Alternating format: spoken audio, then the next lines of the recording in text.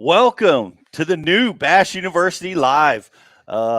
New open, Riz. New open. That was sweet. Yeah, Shout out to Jeff Olson, the greatest producer in the history of the world, that's right. for putting that together. And looking forward to another edition of the live show. We've got one of our longtime speakers, one of the greatest anglers really to ever do this sport.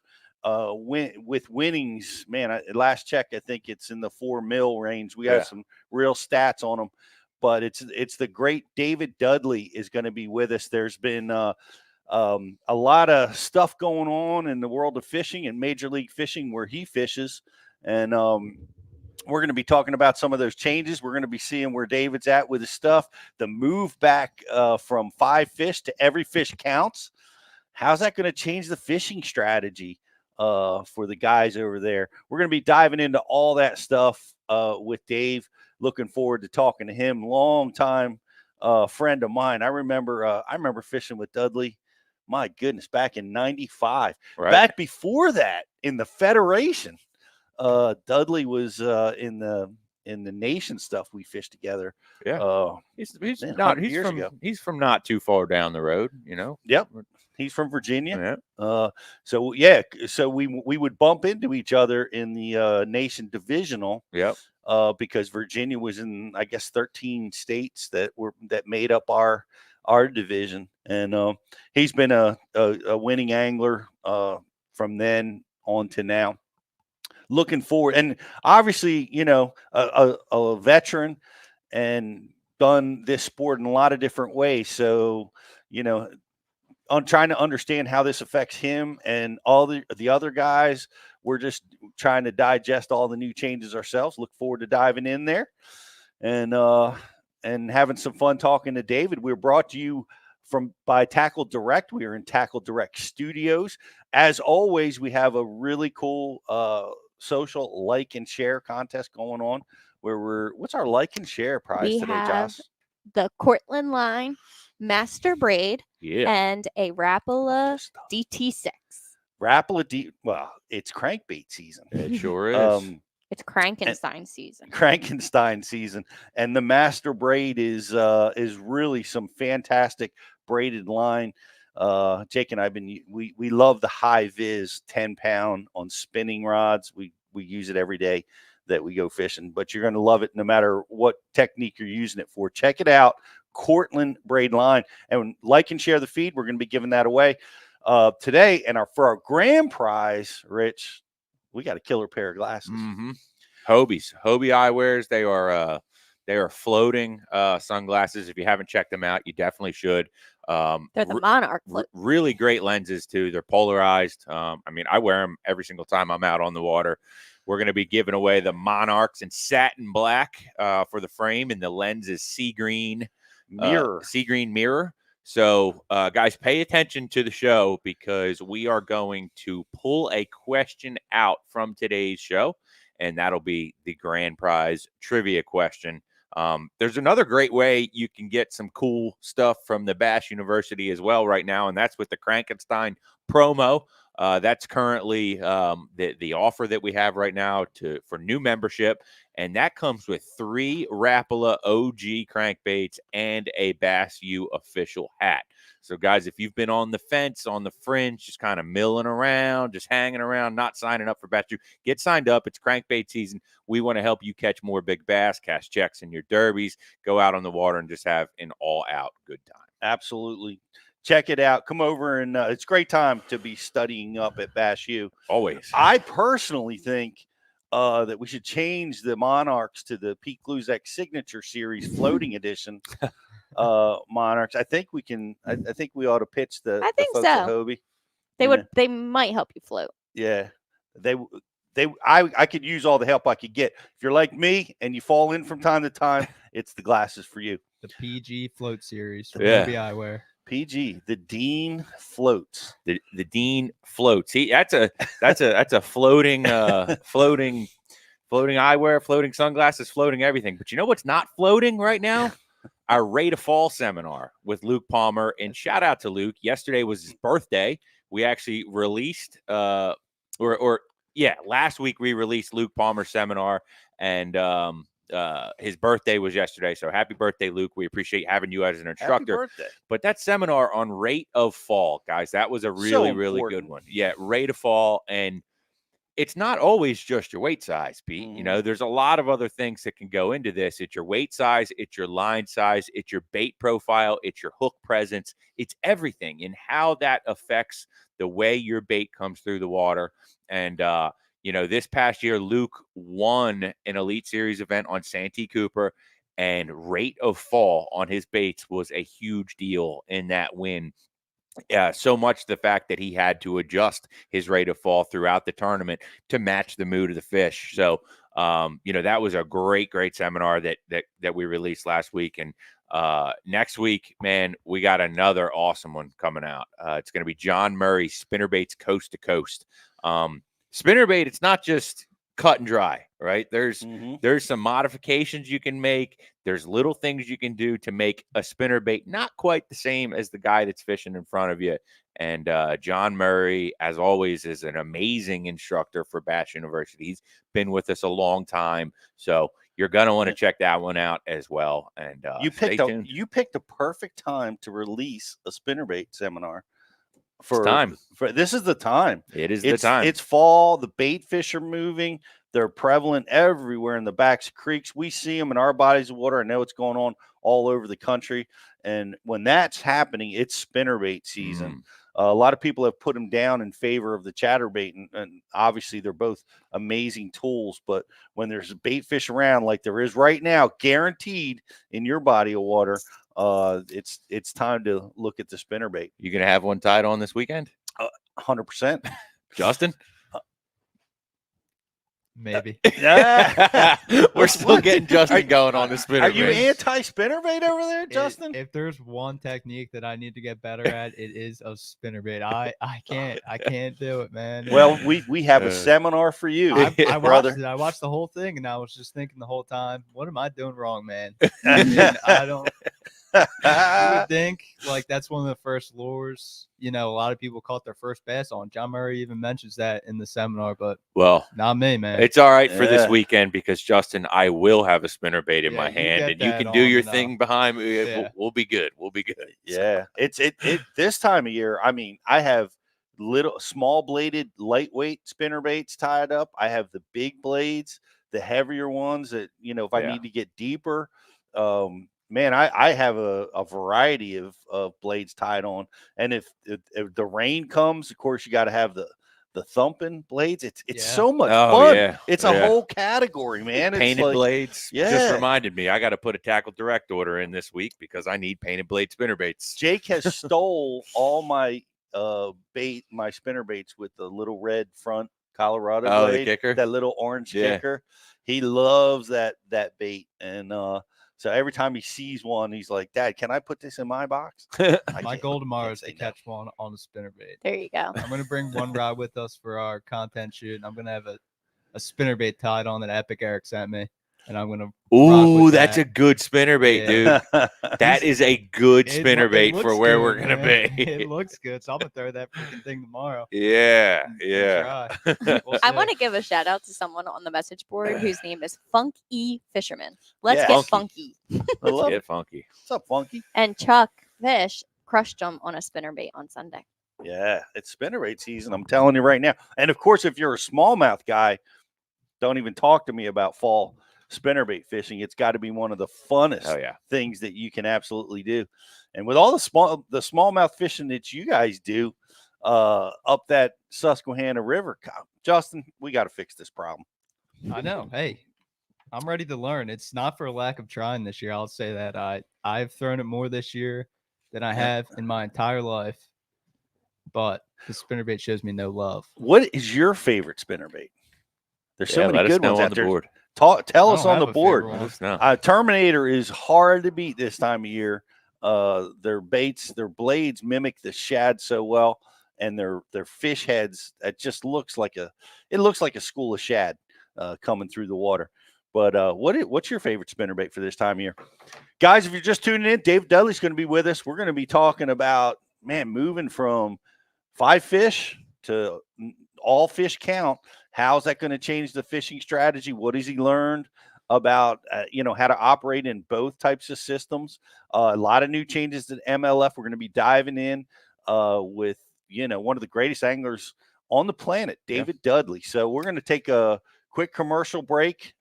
I'm looking around because everybody always flags me down when I forget something, but we're good. So we're going to take a quick commercial break. We'll be right back with David Dudley.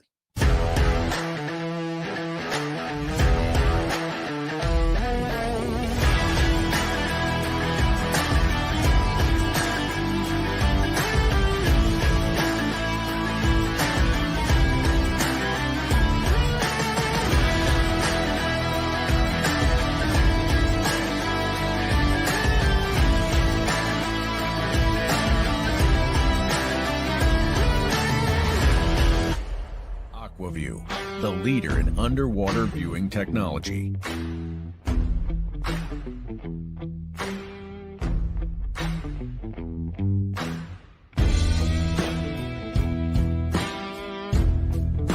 Find what you are looking for. Catch more fish. Have more fun. Aquaview. Seeing is believing. Why do you love casting fishing rods? I'm truly losing less fish. Is the sensitivity of the rod. That they're made right here in North Carolina in the USA. Strongest, lightest rod, 100% made here in Sanford, North Carolina. From the drop shot rod to the flipping stick, every rod has a purpose to it, and I rely on them all the time when I'm out there in a tournament. Durability in the John Cruz Worming series, the counterbalancing in the handle. It's the only rod I found that can withstand my hook set. Boom goes the dynamite. On the water not spent fishing is a moment wasted. That's why Minn Kota and Humminbird have joined forces to bring you the One Boat Network. Products that communicate and integrate to help you take full command of your boat. Born from our commitment to making the most advanced fishing gear even better by making it work together.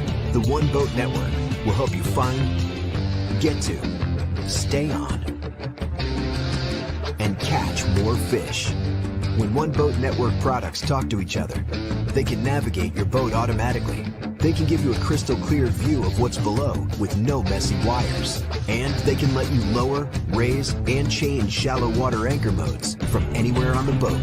But that's just the beginning. We're never done innovating, integrating, and making your boat simpler and easier to control. All so you can make every second on the water count.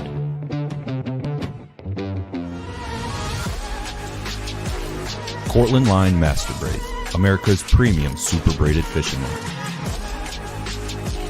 Manufactured in our Cortland, New York facility and constructed from the highest quality Spectra fibers available.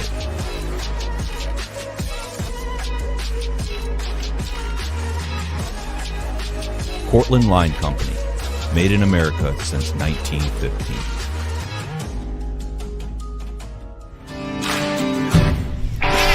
I have to have the best eyewear. My eyes are essential to doing my job. It's the highest quality lens that I've ever used. Top of the line performance in these glasses. But they're priced for absolutely everyone. The everyday angler can afford them. As a touring professional pro, if I can depend on them, I know the weekend angler can as well.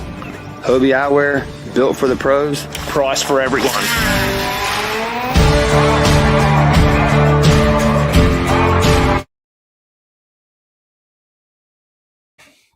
Welcome back to Bash University Live. Look at that, Justin. I don't even need a cue.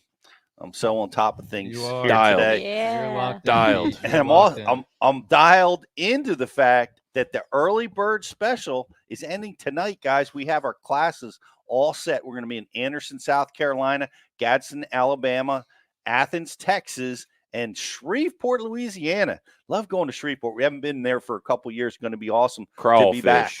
Crawfish, you can find them just about everywhere. I think we're going this year, but especially those places. And get your tickets now. Go to thebashuniversity.com, thebashuniversity.com, and get your tickets. The early bird specials are happening.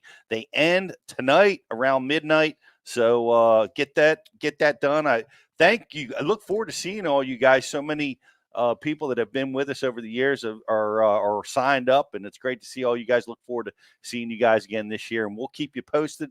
We have we have announced a lot of our speakers, and we have a lot more speakers that we're going to be bringing to the table for all of our classes. So we'll keep you posted on speakers and topics as we go.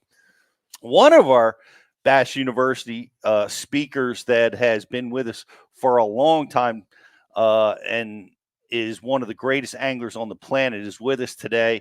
And we're going to be taking on some really interesting topics. There's a lot of changes going on in the sport of fishing. Changes in how we're going to be measuring. We're going back to every fish counts, but we're going to be diving in with a friend of Bass University, longtime instructor, the great David Dudley. How are you, buddy? I'm doing good. Hi, guys. Man, it's great. It's great to have you with us, Dave. We were kicking it around. I think you and I fished together for the first time probably back in the early 90s at one of the nation divisionals. I think that's probably where we ran into each other for the first. I had to be like in the early 90s, right? Yes, it was. If I had to guess, I graduated in 93. So 93, 94 maybe, something like that. Yep. It's been a long time, and it's been great watching your success. You won the M1s, and were they the last $1 million tournament? I think Scott Suggs won the last $1 million check. But yeah, it was a Forest Wood Cup on Lake Ouachita. But I think there's been three $1 million tournaments in the history of the sport. And but Scott was the last one to win it. And when I won the Millennium, I ended up with it's like you could enter category. I don't remember all the details, but like you could enter certain categories. So if you're a ranger, it got you $100,000. And so I ended up winning $700,000 in that tournament. Yeah, that's pretty good payday. Yeah. I'll take that pay. Are you still getting paid off on that? Some of those big payouts, they were like annuities or something where they would pay out every year for like 10 years or something like that. Or did you just get a big lump sum? One check. Walked into the bank with one check. Yeah. Did the teller pass out? I told her I wanted it all in pennies.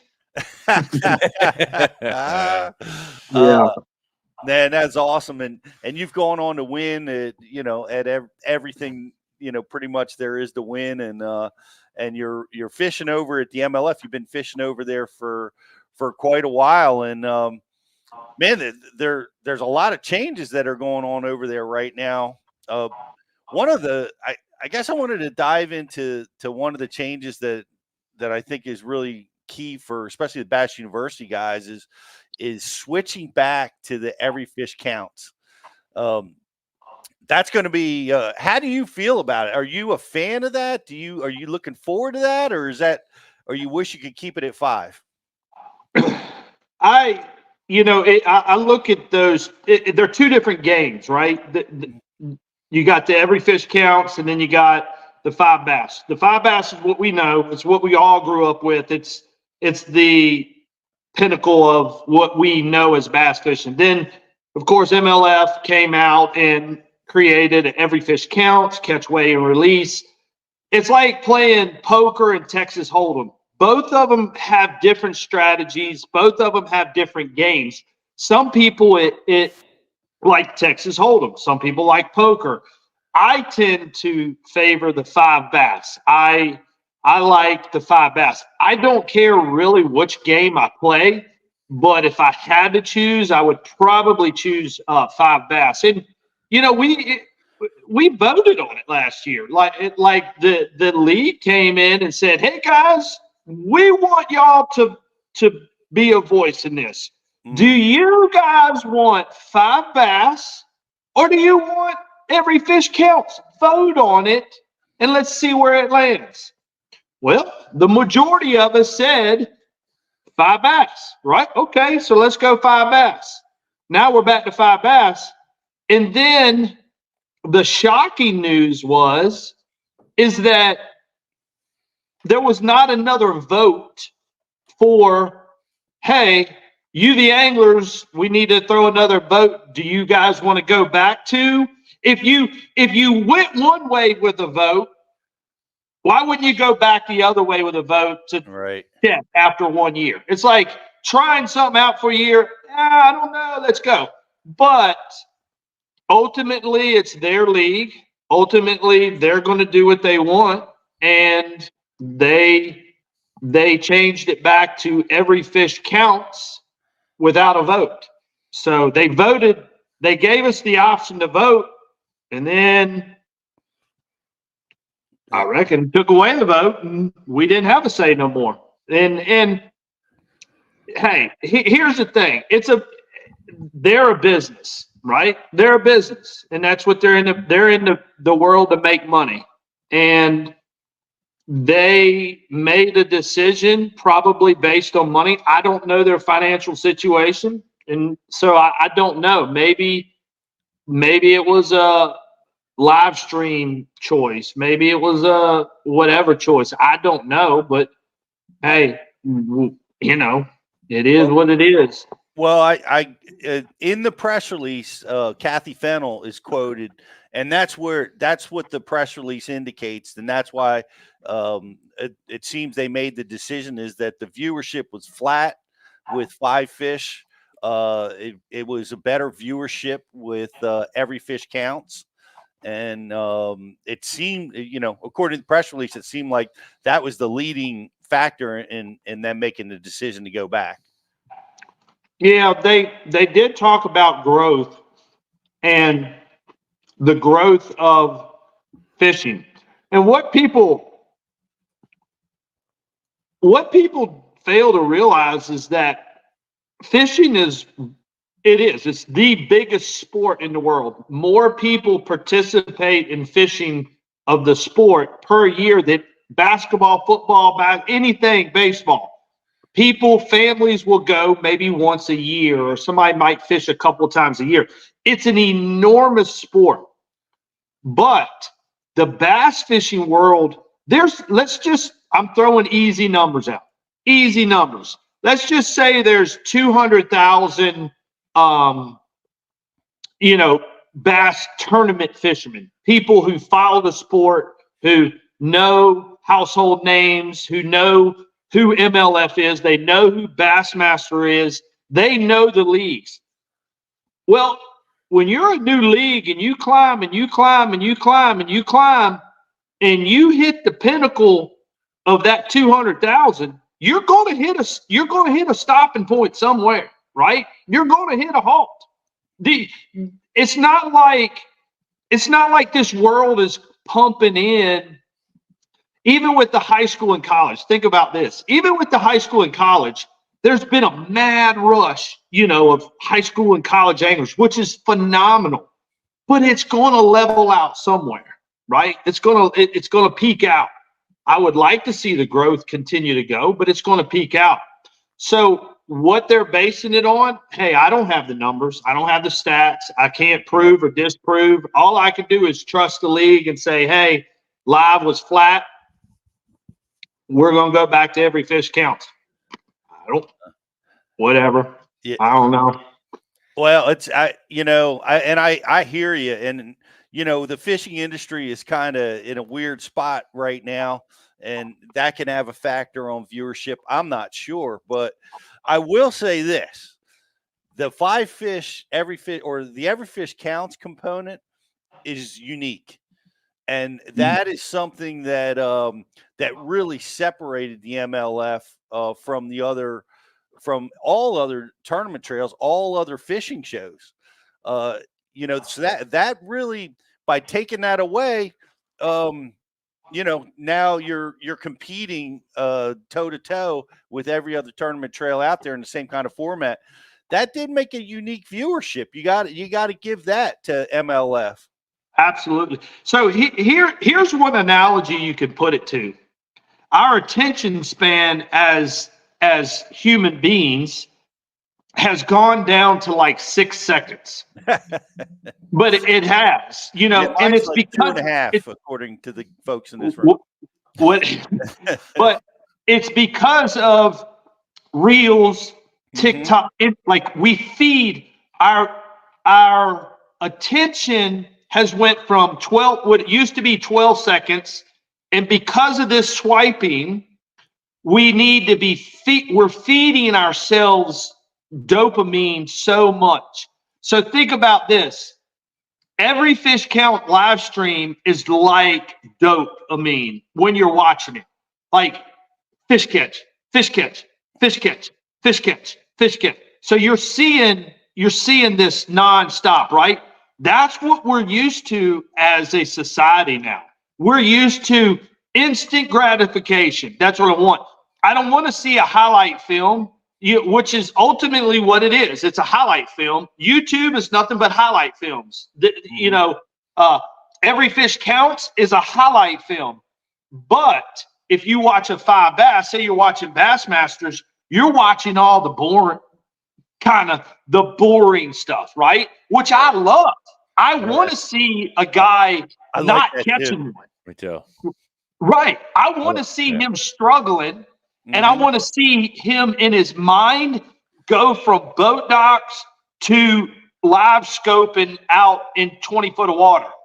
I want to watch the story unfold. I don't want, there's different, and everybody has their opinions.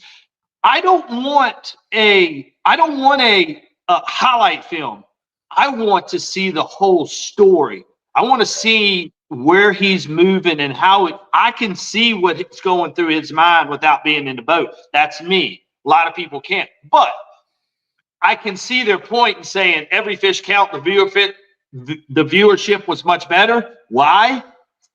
Because of this. We as humans are getting trained that we want to be fed. Feed us, feed us, feed us, feed us. And if you want every fish count and live stream and they're showing you fish catches, it makes sense, right? Well, I hear exactly what you're saying, and I think there's a lot of merit to that. And I think, I like what you said. I love watching the backstory. I love solving the puzzle. You and I are in the tournament game. That's what fascinates me, is to try to solve that.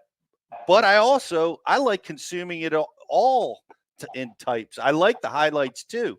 And here's one of the things. And I remember when it came out, and we were watching it at my house, and Ike was on the cut line at one of the derbies, and I had it on. It was a holiday. Because I had my parents there. I don't remember what it was, but I remember my parents were there, and my wife and my mom stopped to watch it go down. The only time I got them to stop to watch is when I fell in the water. They're not going to watch. They're not going to engage. But when that was going down, where it coming down to the last second, the last fish gets caught, you're in. I mean, that is a powerful thing. It is. It's an exciting format. And like I said, I think for the advanced, even for the, when I say advanced, even for the advanced angler, towards the end is good, right? You're watching it. It's a game. It's like watching, the score is 37 and you watch a team come back up, and then you watch them go down, and then it's the end of the game. That's when everybody wants to watch. They want to watch a good ending of a game. That's what happens with Every Fish Counts. It is an extremely exciting format, right? But there's a certain amount of anglers that I would, almost, I want to see that story. I'm in the advanced way of thinking. I don't want to always see. I want to see him making decisions, going from this creek out to this creek, throwing a jerk bait, talking it out, and watching his brain just work this magical puzzle out. That fascinates me. Yeah. But I get it. It's a game. It's like watching a basketball game. 2 points, 3 points, and then next thing you know, it's 45, 46, 46, 48. And you're watching this punching going on. It's like watching a boxing match, and then at the end of the game, you got the winner. I think it's cool. I do. I think it's cool. So I agree with you. I would like to see them keep that basketball game and throw in that, like mix in some of that strategy and that thought process. That's my 2 cents, by the way, because I agree with you. As a hardcore angler, tournament angler, I mean, that's what gets my juices flowing. I think if they found a balance, a little bit more of a balance than 100% highlight reels, like you said, maybe give these anglers 5 minutes to talk instead of going to a 12-incher, a 12-incher, a 13-incher, a 13-incher, 12-incher, 13-incher. Give that angler 5 minutes to talk. We can see that game, right? We see the game on the chart, what's going on. But, you know, let's get a little bit of the background story instead of just nonstop, you know, fish catch, fish catch, fish catch, fish catch. Yep. I would also like to see them put like where they're fishing, like the parts of the lake that they're fishing in as part of it. Because I don't like to work that hard when I go to these bodies of water. I want to know where I should get started, you know. You know what I mean? But that's not really it. I'm fascinated. Are the guys catching them up lake? Is it the clear water bite that's dominating down lake? That's interesting. Part of being an angler is map study. Why would you not educate people on map study? I think it's, you know, it's education. Hey, guys, he figured out, look, guys, he went way up this creek. He's way up here doing this kind of stuff. This is a unique part of the lake, and he's the only angler that found it. We're in the fall of the year, and he's back here. Then you got another, I mean, it's map study. Why would you not educate people, you know, because rumor gets out of where everybody's fishing at anyways after every tournament. So it's not like it's a secret. Yeah, I love to see that stuff, and maybe they'll incorporate some of that. But talk to me about fishing. You're playing 2 games, like you said, right? 5 fish, every fish counts. How does that? Do you change the way you practice? Do you change the way you compete with the different formats? Yeah, of course. But you're going to change the way you fish, meaning you're not particularly going to throw a glide bait, right? You kind of common sense. Or you're not going to, let's say, run a chatterbait over some deep grass where you got 4 big bites in practice and you think you can bust a big bag. Right. That part of the game's out the door. Out the door. Or you went shallow with a Dudley wacky and you had 16 bites skipping boat docks. Poker, you're going to go out there and play the chatterbait bite, the glide bait bite. Texas Hold'em, I'm going in there with the wacky worm. Every fish counts. I got to go to the boat docks or I'm going to get throttled.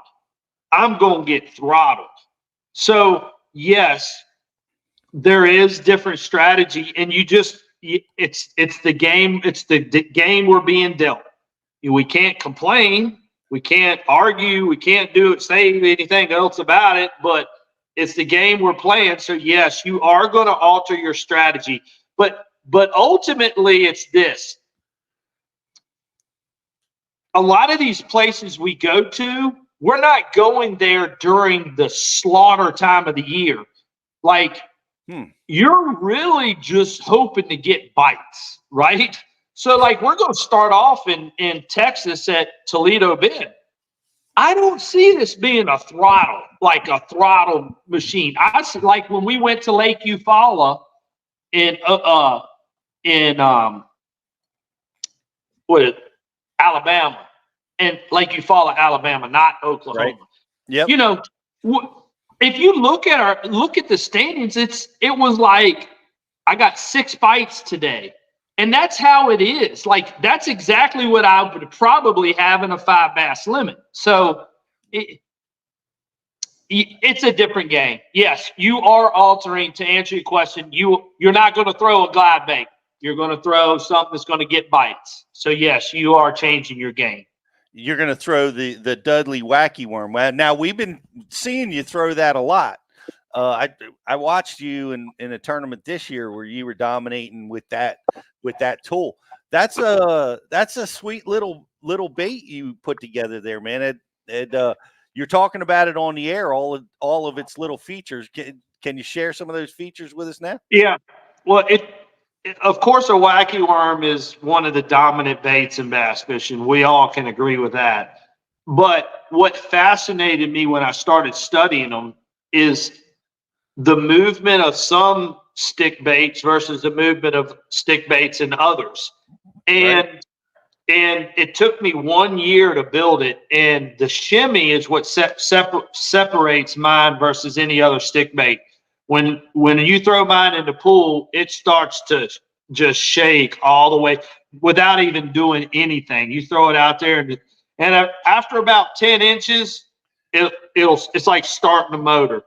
Like some other brands, they don't even start to like 1.5 feet.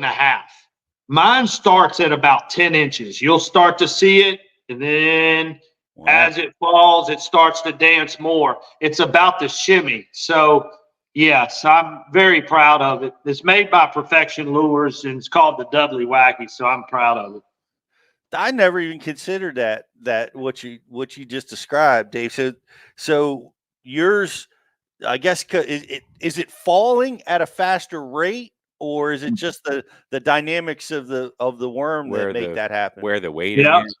Yes and yes. Like weight matters, the shape matters. I came across a picture of all my different variations when I was experimenting with it, and I was laughing just yesterday. It came up in my memories, and I went, "Oh my gosh!" I was taking a lighter and trying to piece together, melting stuff together with the lighter, and then I'd run out to my pool and try it, and I'd be like, "Nope, don't work." And finally, I hit a combination. I was like, "Oh my gosh, I hit the home run on this!" And watching it wiggle and do its thing, and it was an exciting day. That's why I say all stick worms, like it makes me puke. There's some stick worms out there, I wouldn't even throw them in a Rubbermaid garbage can. I wouldn't even give them the privilege of that. Like, not even, like, and can you catch some bass on all stick? Yeah, you can. Like, I can take the few that I'm talking about, I'll catch some on them. But there's a difference in getting 5 bites on a piece of junk or getting 15 bites on something that's working for you every cast. You see what I'm saying? Yeah. People, in their mind, they think they're doing good with this junk that they got for a cheaper price. But ultimately, at the end, you thought you were doing good, but guess what? I got 15. You only got 5 bites that day, and you thought you were doing good. No, they were biting. So, yes, it's not all stick. I will not say names, but I took a stopwatch. I would like a stopwatch, a ruler, line. I tested them all fair and square. And I know what brands on the fall, when the shimmy, if they shimmy, when they start. Now, the ones that don't are a piece of junk, you can flip those all day long. Who cares, right? You're just flip a Senko. Don't matter. But when you're dead stick in a Senko is when it matters. And that's what I have built in my wacky one. Nothing worse than when your wacky rig stick bait, it does like the sideways slide down, you need to see it do the slide. I'm like, that's not what I wanted you to do. And you know what that is? That's a missed pour. A lot of times. The missed pour when the salt they were low on salt, and the salt is heavier on one side than it is the other. So it'll fall, it'll lean, and it won't shimmy correctly. I got an image of your bait pulled up on my laptop, and it appears to me, because you know how with like some of the other stick baits, you can't truly hook it dead center in the middle. You gotta move off it just a little bit to get that right shimmy. It appears that yours is going to be symmetrical. Dead center. Yeah. Dead Yeah. center is where the, And even with mine, like you can flip it with mine and see how it's got two bulging ends on it. You can catch them on one side, turn it around, flip it back out there and catch them on the other side. So and then you can cut it in half and make it a Ned rig. The smallmouth go crazy over that thing. You just cut it in half and throw it out there like a Ned rig. They love it. So it is Perfection Lures, the David Dudley Wacky Worm. Yep, Dudley Wacky. Dudley Wacky. Mm-hmm. We got a question from did that answer the question, Yes. Josh? Sorry, they didn't hear exactly what it was called. So I predict that due to the Every Fish Counts, the Dudley Wacky sales are going to be up next year. I will be throwing it. Yeah, I looked at the schedule during this. There's times of the year the wacky worm, of course, dominates, and typically it's after the spawn is when the wacky worm really, really comes into play. So we're hitting a few of these during the spawn of the year, which until the fry start hatching, the wacky worm is not as dominant. When the eggs are on the bottom on the bed, you can float whatever you want over top of them. It doesn't matter to them. They're going to look at it. They might chase it. They might be like, they don't care. Mm-hmm. But when the popcorn and the fry starts pop, pop, pop, pop, pop, pop, pop, they start popping, and that fry starts coming up off the bed, guess what's in danger now? The wacky worm.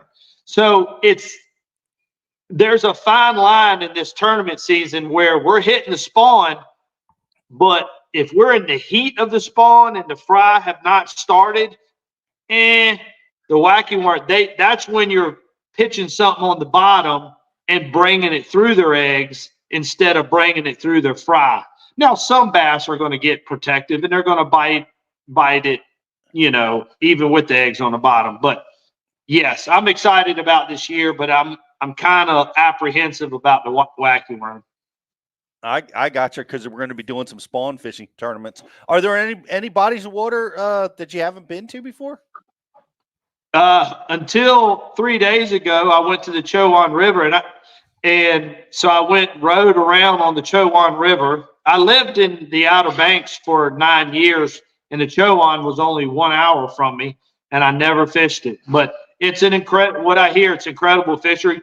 I didn't really fish. I just went and rode and looked, and it looks like a James River twin, like a just basic 101 river fishing, like just, yeah. Is that the river that discharges out of Kerr and Gaston? Because I heard that river was like on fire. Is that the same system? Yes. Okay. Which is it's called the Roanoke River, which is part not of the Chowan River, but the Roanoke River. They're both together, but they're both in play in this tournament. Not necessarily the Chowan, but the Roanoke River, which is right beside the Chowan River. That's funny. That's awesome that you guys are going there, because we had just heard just massive bags of fish. Like coming out of there. 30 burgers. Yeah. It's a good fishing. That sounds fun. Jocelyn, I know we've got some questions for Dudley. What do we got? There's so many.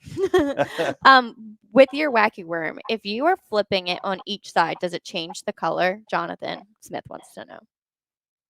If you're flipping it on each side, does it change? Like, is it like a laminate pour? Oh, no, I don't have any laminates. I think sometimes I really don't understand the question, but no, it doesn't change. It's, the colors I have are standard colors, so it's not, it doesn't matter where you hook it at. I got you. So I'm imagining they're thinking about the laminate pour. Some of them have different color combinations. What else? There's more questions about like the MLF and that whole thing. Okay. But they want to know, do you think that that the MLF could set a weight limit by period, like every second period, only the 4+ counts, or set a parameter by its period? That's pretty cool. Interesting. I don't know.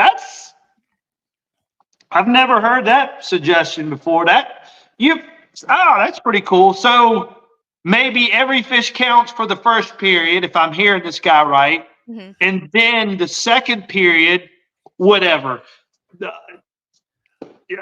I don't know, catch the biggest 5 you can in that period. That's pretty cool. That's a twist. I don't know who suggested that, but think about if you did every fish counts, second period is your biggest 5, and then the third period is your or that's a cool suggestion. Thumbs up, whoever said that. That's pretty cool. His name is Fat Chris. Fat Chris. Fat Chris, man. That's a pretty cool suggestion. Dave, we got a question on the board that it's it's one that's right in the face of kind of what's been going on at MLF and everything. And the question is, there were some situations this past year where, there might have been some rule infractions that took place, and they were kind of gray area rules per se, that are hard to enforce.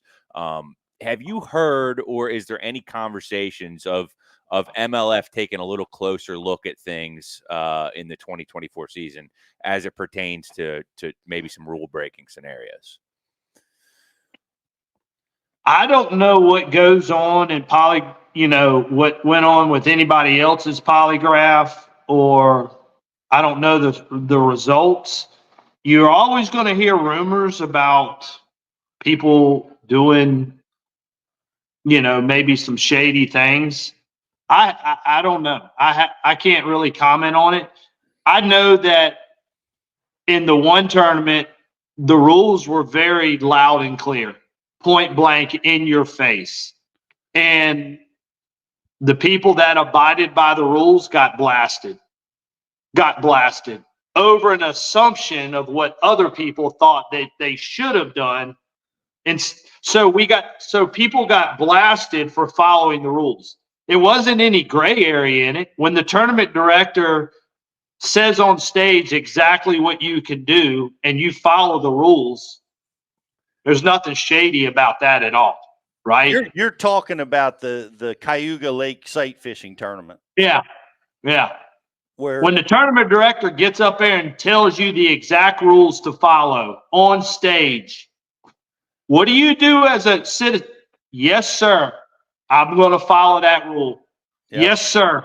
Whatever you say we can do, that's like saying in a basketball game, hey, guys, here's the out-of-bounds line, right?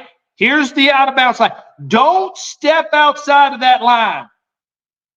And you got LeBron James who goes right on the inside of that line, comes back in, boom, dunks it. And people are crying. LeBron, you went close to that line. That's not fair. What do you mean it's not fair? They said, do not step out of that line.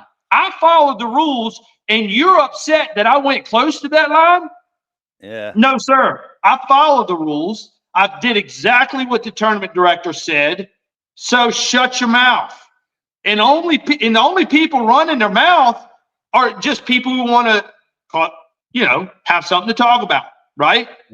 So just people, whatever. People.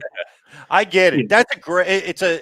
It's a rule that's unenforceable. Like, to target, because we're talking about catching the same fish in the same day, targeting and catching in the consecutive days. How can you ever be sure that where you're throwing and the fish you're catching is that same fish? How can you be sure that ever? But yeah, it's an argument that can't be won.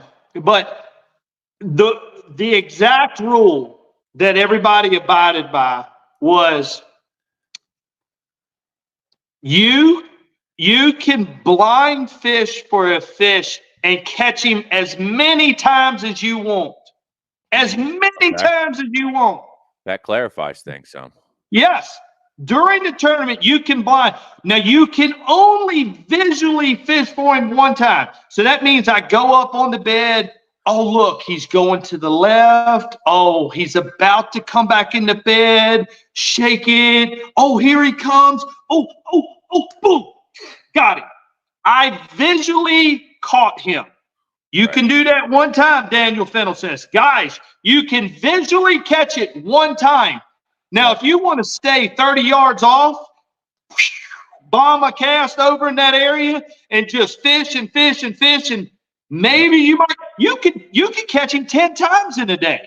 It doesn't matter. But you can only visually fish for him one time. Set it on stage, set the rules, set it. Everybody in there knew the rules of what to do. Everybody knew, do not step out of this basketball court line.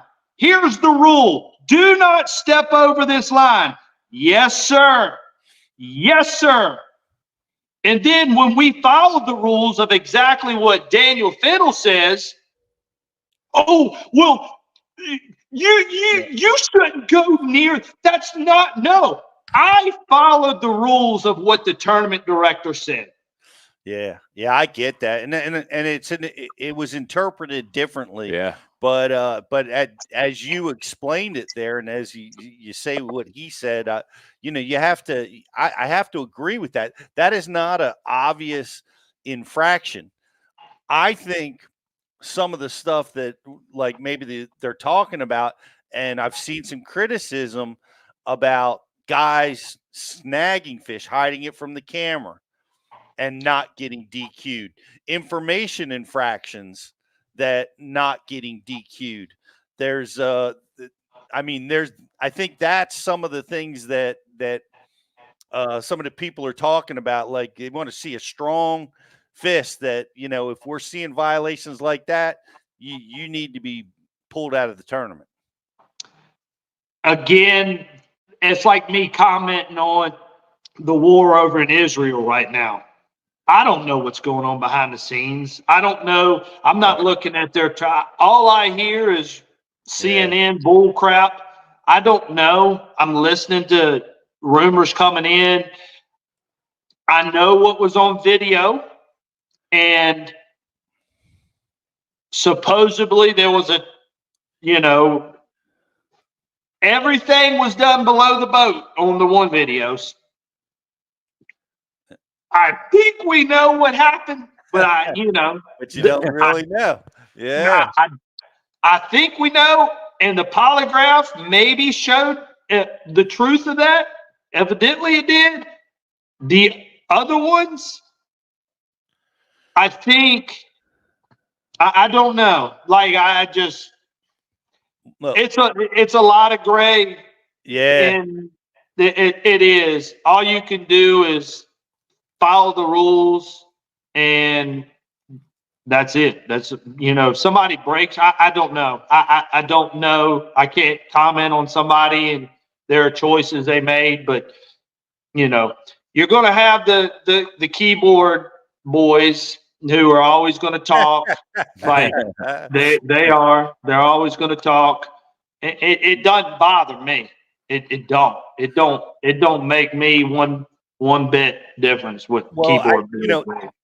We had Trip Weldon on, who was a long-time tournament director for bass, and we were interviewing him about just how you handle this kind of stuff. And the interesting thing he said, David, is kind of points to or agrees with what you just said, is you don't know all the facts. And like, you cannot DQ somebody on one thing. Like if they fail a lie detector, that alone is not grounds for disqualification. You have to fail lie detector test and be seen visually doing something, or get a testimony from somebody that there was an infraction, or have some other kind of proof. Three, basically, and what he said was three things. You need to have three pieces of evidence to conclusively go forward with a disqualification, and it's really, really hard to do. I think that's crazy. Yeah. again, I don't know. I can only govern what I do and how I conduct myself as an angler. When other anglers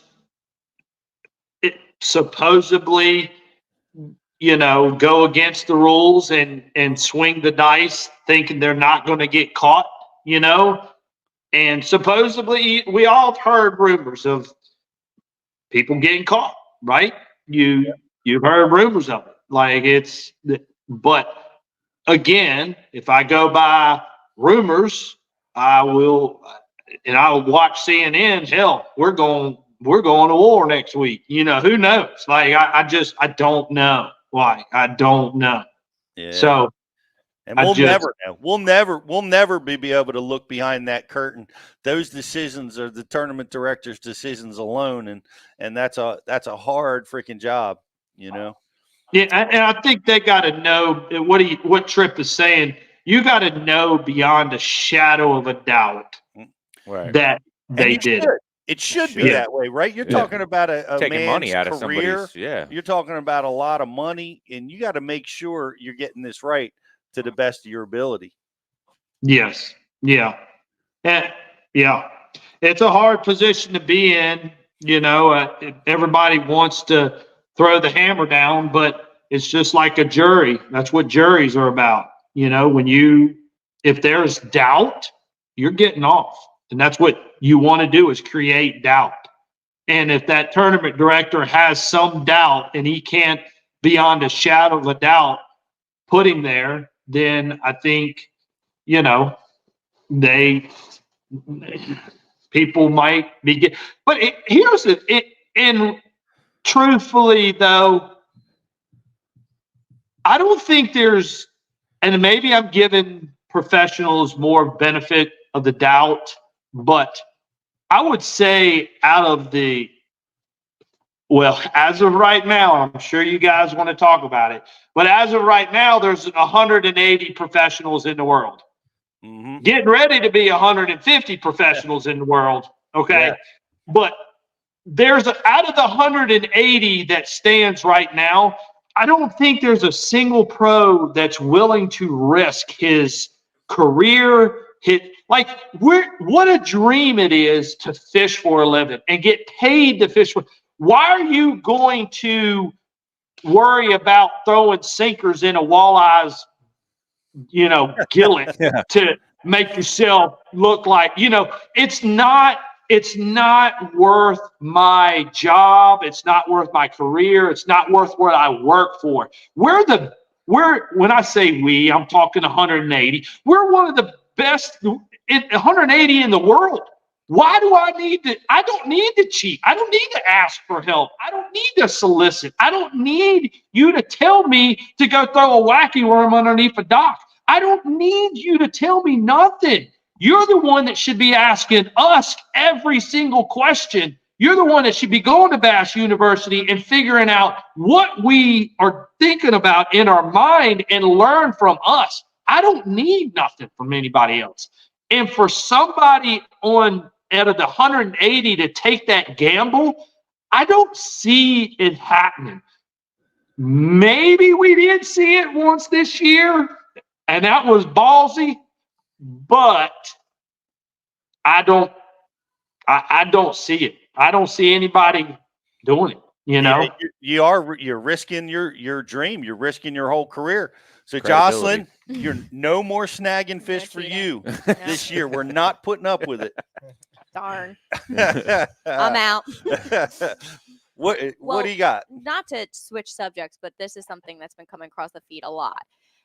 David, what do you think that the guys are going to do that they know they're going to be cut? Do you think they're going to go back to the Bass Opens or Invitationals? What do you think the next step is? That's a great question. And we were, and David just alluded to that we're about to cull the professional herd down a little bit.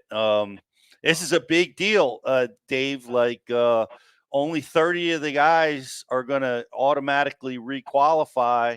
Man, it's shaking things up. How do you feel about it, and what are you hearing from the other guys? I'm torn. I really am. and there's fair arguments on, not even arguments. Let's just call them thoughts. Okay. Right now, I'm not swaying one way or the other. I'm not saying it's fair to cut 30, and I'm not saying we shouldn't cut to 30. But I think one of the best thoughts that I had, or discussions I've had about it, was actually with James Watson. And James Watson was the one that brought it to my attention. And he said, hey, what we're doing is we're taking 30 careers away out of only 180. There's only 180 professionals as it stands, 100 elites and 80 Bass Pro Tour. Okay. That's what is considered, you are the top tier of bass fishing. So you're going to take away 30 jobs. Now, part of me is like, dang it, man. Like if I'm an angler who's, I'm not pumping at Jacob Wheeler's level, right? I'm not at his level, but I'm pretty good, right? I think I'm above mediocre. Well, hell, you better be way above mediocre to knock it into the league, to get it in there. Now that you took away 30, I think a little bit of backlash is going to be the people that want to try to make a living at this is like, I don't know. I'm probably not good enough. I don't think I could be there. I don't know if I'm good. And it's like a dream. It's like taking 30 dreams away from anglers. Now, on the flip side, we also are creating a lot more dreams. I had this discussion too with high school, with college, and all these levels that we have. We have seen an increase of anglers saying, I want to do that for a living. But yet on the other side is that when you're taking 30 jobs. Now, here's the biggest thing. Here's the other argument.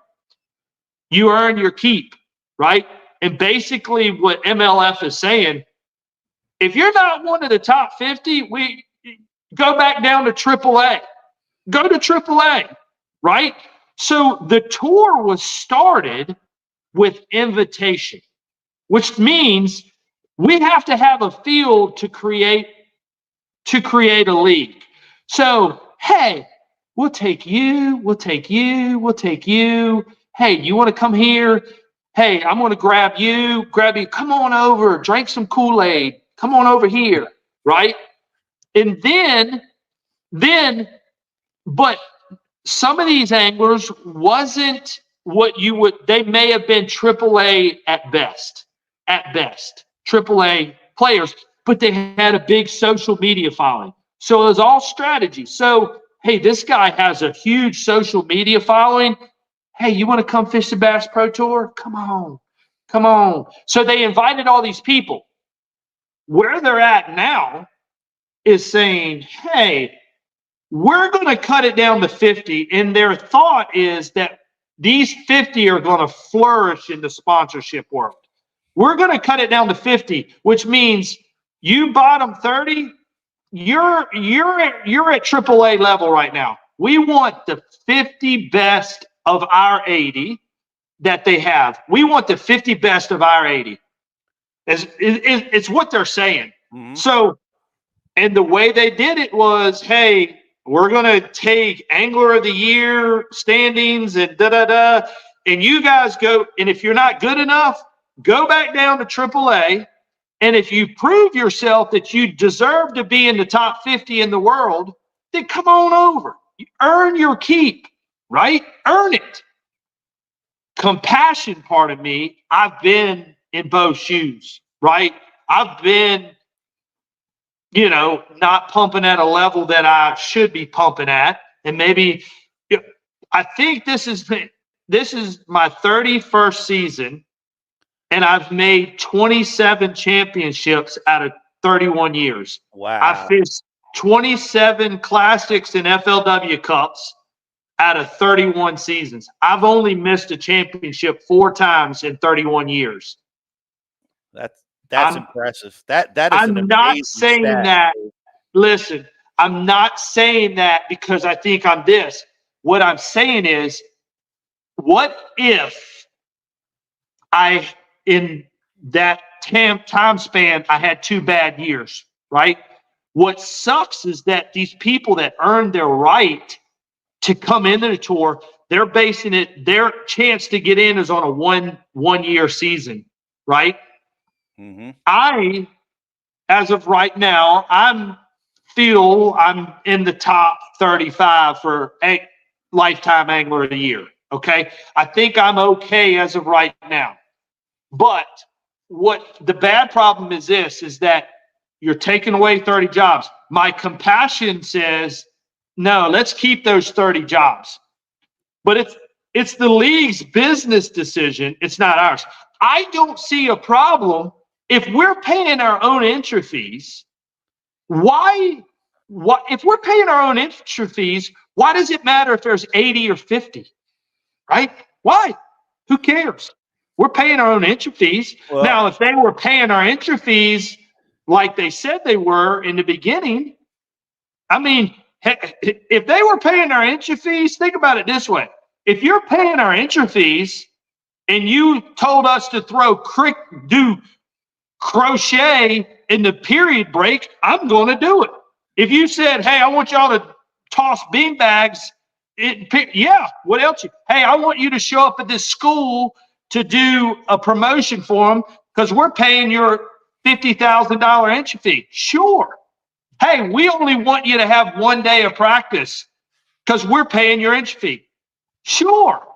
But when we're paying our own entry fee, and I'm putting 50,000 of my own life, I want 3 days of practice. You're not going to, I want to work hard to get my money back. If I'm gambling on your money, I don't care. You want us to play a volleyball game during period 1 and period 2? Okay. Let's play a volleyball game. I don't care. You're paying my entry fee. Now, will this change the payouts? What's that? Will the payouts be altered? I gave up looking at the payouts. I heard we're 6,400 in entry fee and payout. When you're talking, wow. Now wait a minute. $1,000. It's $6,400 per tournament. I think so. I could be wrong, but I'm pretty sure. I think it breaks down to $6,400 per tournament. 9 tournaments? I think it's 9 if you. Well, see, here's the thing. You get an opportunity to fish a team event, which is exposure. I don't know. It confuses me too. I haven't studied it that much, but I think to get back to the point of should it be 80 or should it be 50? My compassion says, hey, let's keep those 30 spots open. Let's give hope to the young anglers that they could make it to the top. Don't take away 30 of the only 80 spots we have. But if you're looking at it on the other end, how it equates to less money, less budget, I don't know. I'm not in FLW's book. I don't know their finances. I don't know how much money they're bringing in. So I can't really comment on it, but I can comment on it and say, hey, they made a decision that said, hey, we're going to cut it down to the top 50. And we feel that 80 is too much. We're going to do it to the top 50. And if you're one of the top 50, cool. You're gonna be okay. But if you're not pumping on a professional level, get the heck out, is what they're saying. Go out. Get out of here.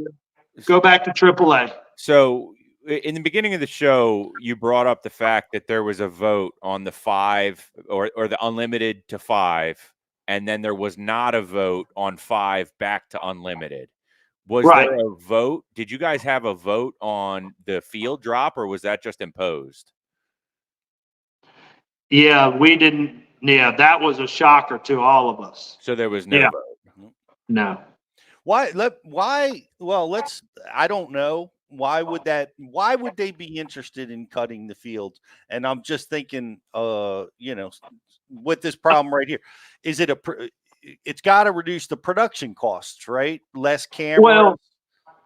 Well, again, I don't know their books, so I can only assume some things. Mm-hmm. I do know this, that with 50 anglers, my chance of getting TV time, which means live stream or TV time, is going to be way harder with 50 than it is with 80.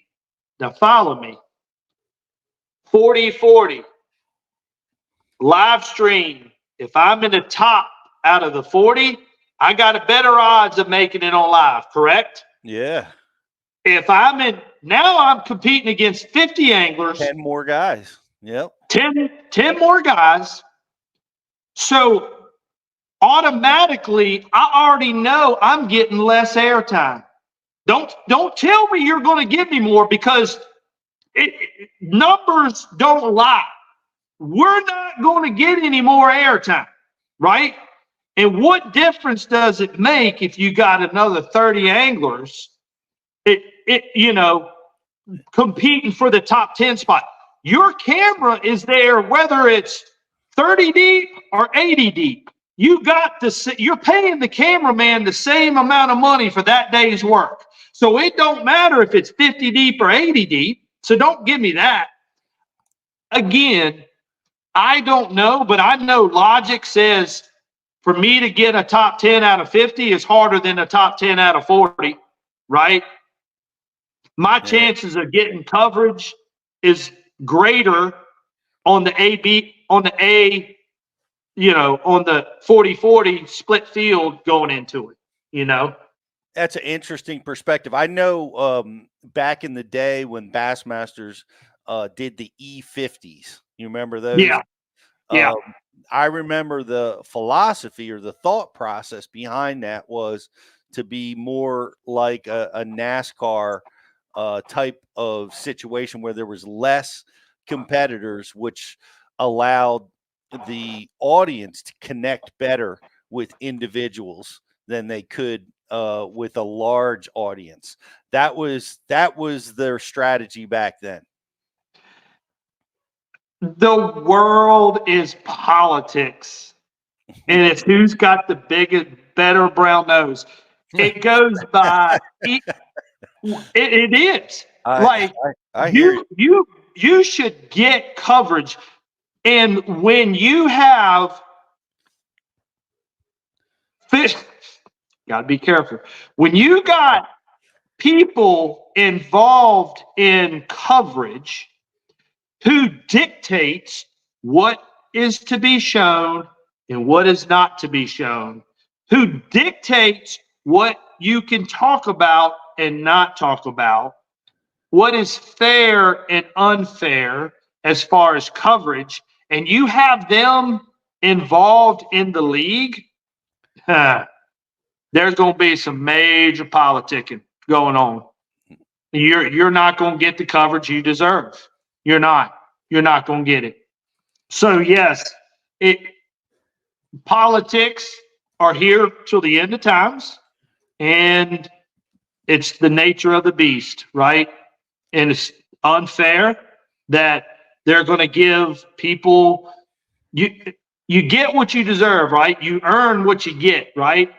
And if you earn a top 10, give me some time, right? If you earn it, give it to me. Don't just hand it out on a silver platter because he took you out to eat, or he's buddies, or took you fishing one day. No, sir. But that's the way the world is, Yep, I hear you. Politicking. That's an interesting word. I think one thing I think we all can be sure of is you're going to be safe, and we're going to continue to watch you battle away, because you got the chops, you got the gas, and you're going to keep doing it. Even after all these years, you keep finding yourself in the championships, and that I don't think that's going to change very much. The one question before I let you go, I was thinking about this. like, and one of our guys mentioned on the IM board, what are you hearing about the guys? Like the guys that they're looking at it and they're like, well, I better start looking at my other options. Are guys talking about fishing the opens? Are they dropping back to, you know, the tackle warehouse and going to focus there? Even the MPFLs, I hear guys starting to migrate in that direction. What are you hearing? Yes, and yes. Like I talked to one angler yesterday. He's like, Dudley, I don't know what I'm going to do. He goes, like, if I don't make it back into he goes, I'm already going to go get my captain's license. You know, I talked to, and I think what it is reality. These anglers and it saddens me, but it's reality. And reality says, if you're not pumping at a professional level, get out. You know, get out of here. You're not a professional. We want to give the opportunity to be the very best that there is. But here's what I'm saying.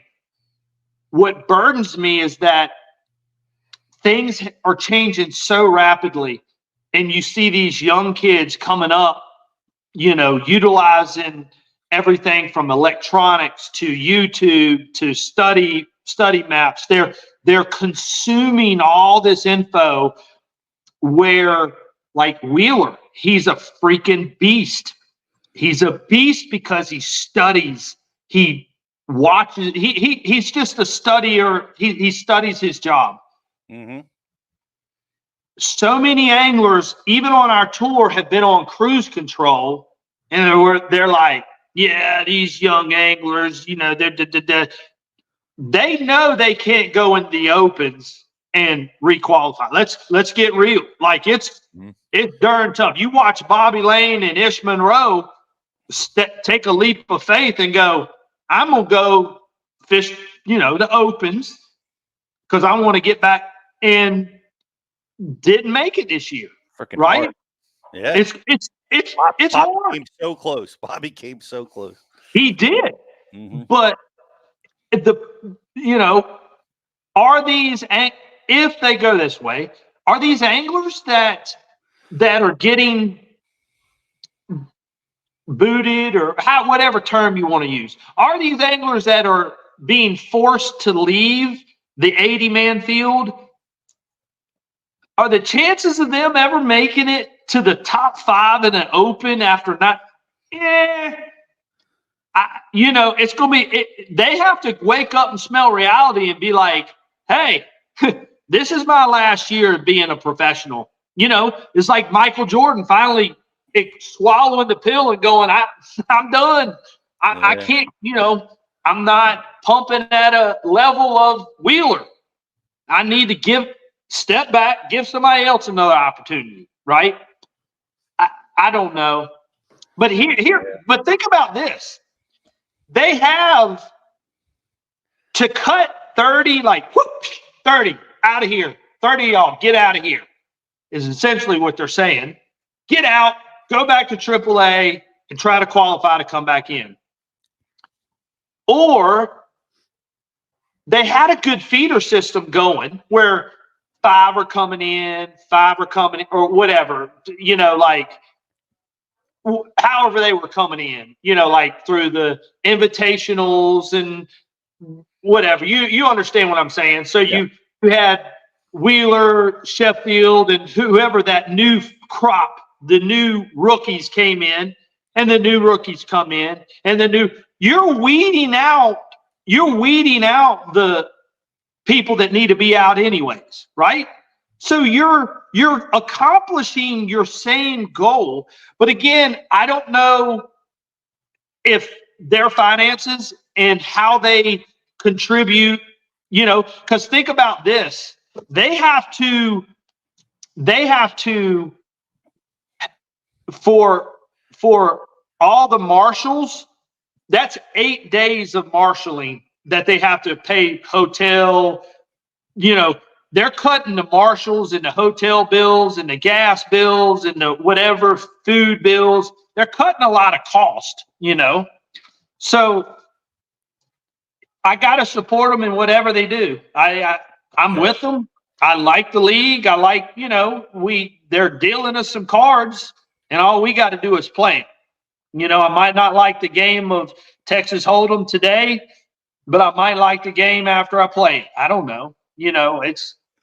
They're a good league. I mean, they're striving to make fishing a better sport, right? And they're giving us an opportunity to fish. How awesome is that? So it's, the way they go about it, I don't know enough behind the scenes to make, concrete opinions, Well, David, those were great words. And, I think that sums it up nicely. And, man, it was enlightening to hear you, speak on some of these topics. I know you've been in those trenches for so many years, and I'm glad you had a chance to come and visit with us. And we're all going to go out and buy Dudley's Wacky Worm. Yeah. Now, and I know everybody will this year. We'll be rooting for you out there. I know it's going to be a fascinating year. I think a lot of people are going to be watching this year. Let me tell you one more thing. My YouTube channel, I'm about to hit that hard again.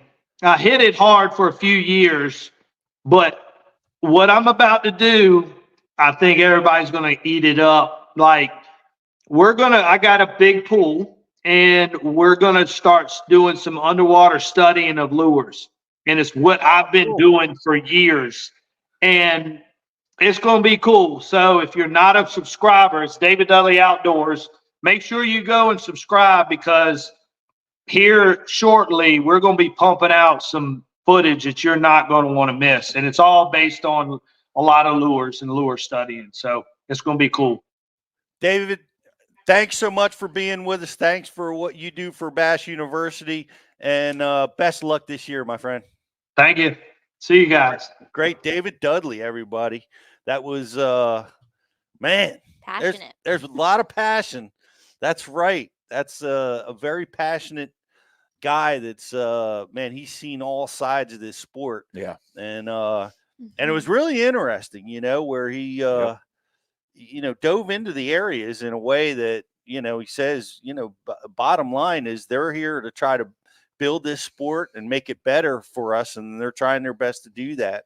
Even though some of the decisions we may not like, Right. Yeah. Sometimes those things are hard to understand. And, he did shed light on the situation from both sides, and that's refreshing that somebody can do that. And, it's, if there's a guy that's credible to do that, it's definitely a guy like David. That's made 27 championships out of 31 years or whatever he said. Yeah. That's an amazing stat. Yeah. Really good stuff.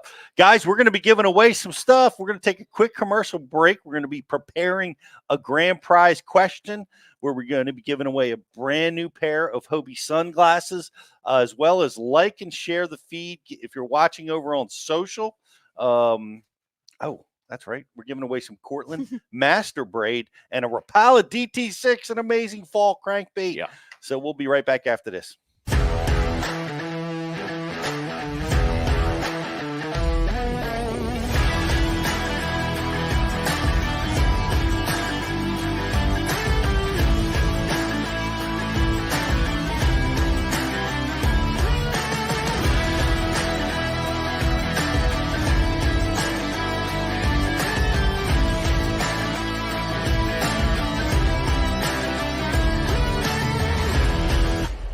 Aquaview, the leader in underwater viewing technology.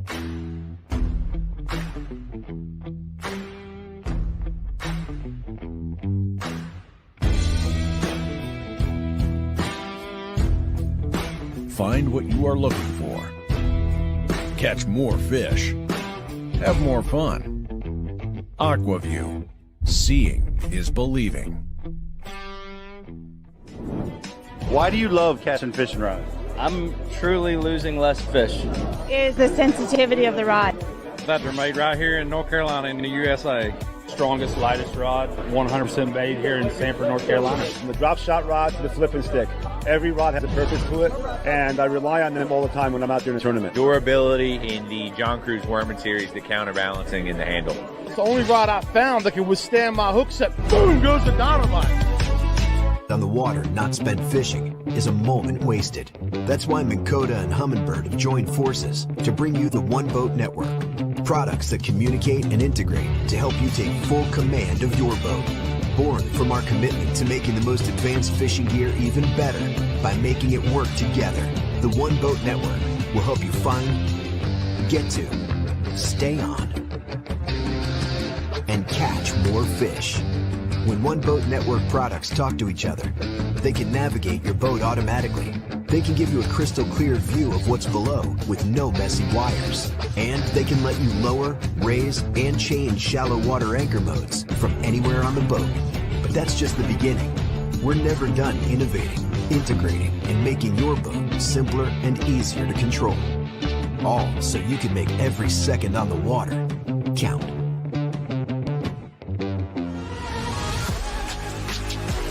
Cortland Line Master Braid, America's premium super braided fishing line. Manufactured in our Cortland, New York facility and constructed from the highest quality Spectra fibers available.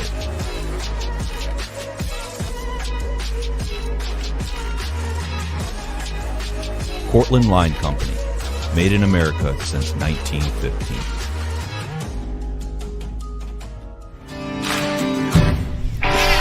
I have to have the best eyewear. My eyes are essential to doing my job. It's the highest quality lens that I've ever used. Top of the line performance in these glasses. But they're priced for absolutely everyone. The everyday angler can afford them. As a touring professional pro, if I can depend on them, I know the weekend angler can as well.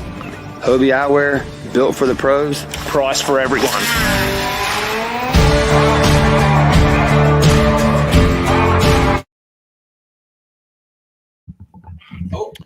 And we're back. Welcome back to Bass University Live. Welcome back. You know what was interesting? You know the movie Moneyball. Yeah, Great movie. That's one of my favorites. But there's a quote from that kind of applied to some of what David was talking about. Is like we're all told at some point we can no longer play the children's game. Mm-hmm. Some of us are told at 18. Some of us are told at 40. Yep. But we're all told. And that's except for Rick Clunn. Yeah. Everybody eventually will get told. But what a cool interview. Great comments. Appreciate all you guys watching and being part of the conversation. I know it's a lot of big changes coming in the industry right now. So appreciate David for coming on and being honest. And I just want to applaud him for that, because it's hard to do when you're in the face of controversy like that. To be able to, step out and just say what's on your mind, and then, not everybody's willing to do that. Yeah. Yep. He's So not afraid to thank you voice for his that. opinion, and that's why we like him. Yeah, and I think he did a good job, and he accounted for himself nicely in that interview. So thank you for that. We have a Facebook like and share. This is your last chance. Get that done, guys, and we're going to ask a grand prize question. Justin. All right, I'll do the grand prize question this week. So when Dudley was talking about his famous little worm he has, he mentioned how many inches below the surface before it starts shimmying. So throw that answer in there. How many inches below How the far surface? down Yeah, before how it's far like, down what's before it amazing starts is how many baits he was talking about that All didn't right. do Damn, Dan anything. It's answer Dan Allen. All right. Is that the first guess? Yep. That was so fast. I thought we had some kind of a delay. Dan the Man Allen. I You think win. I Good to think see you back Dan on the- I think Dan has the room bugged. We're suspicious. Yeah. Does he have a connection with one of you guys? Like, is your phone on live? Who knows? Dan, that's amazing. Oh my gosh, that was too easy. That was too easy. Well, the other question we were going to ask is how many championships out of has Dudley qualified for out of attempts? And it was amazing that he's only missed 4, but how many championships has he made? I still like my question better. What was your question? What animal was on his lamp? Yeah. Dan said he's got fiber in his house, so he specifically got that Wi-Fi upgrade just to win. Some Just to prizes on win Bet everything. Live.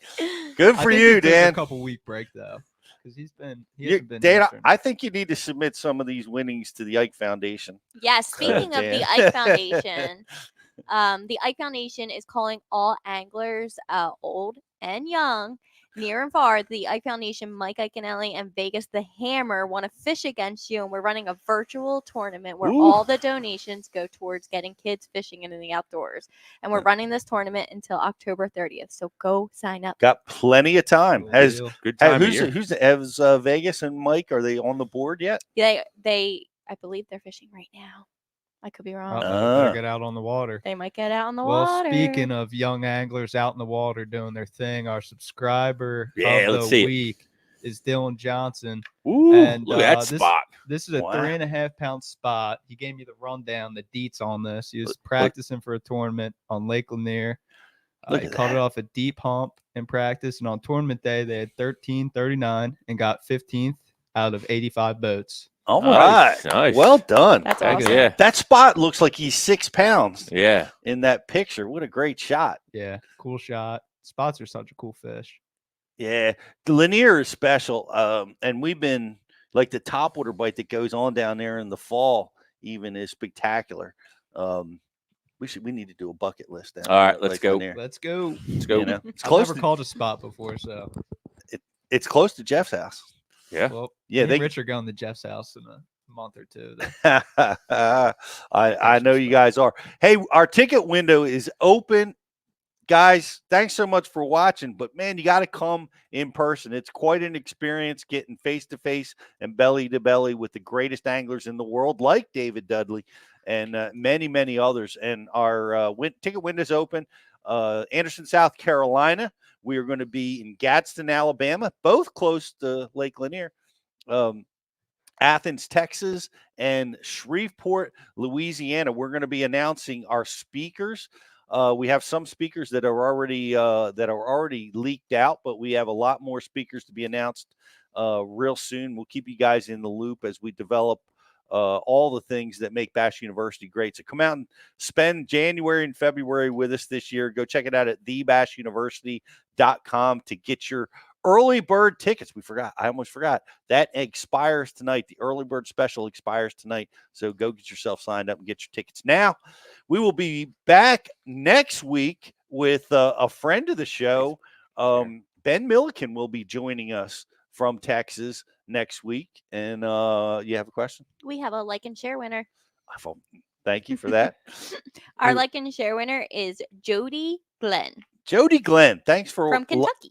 Thanks for watching in Kentucky, liking and sharing the feed, and come and hang out with us. We're going to be talking to Ben. Made the elites, man. He had a comeback for the ages on the last tournament of the season. Really amazing stuff.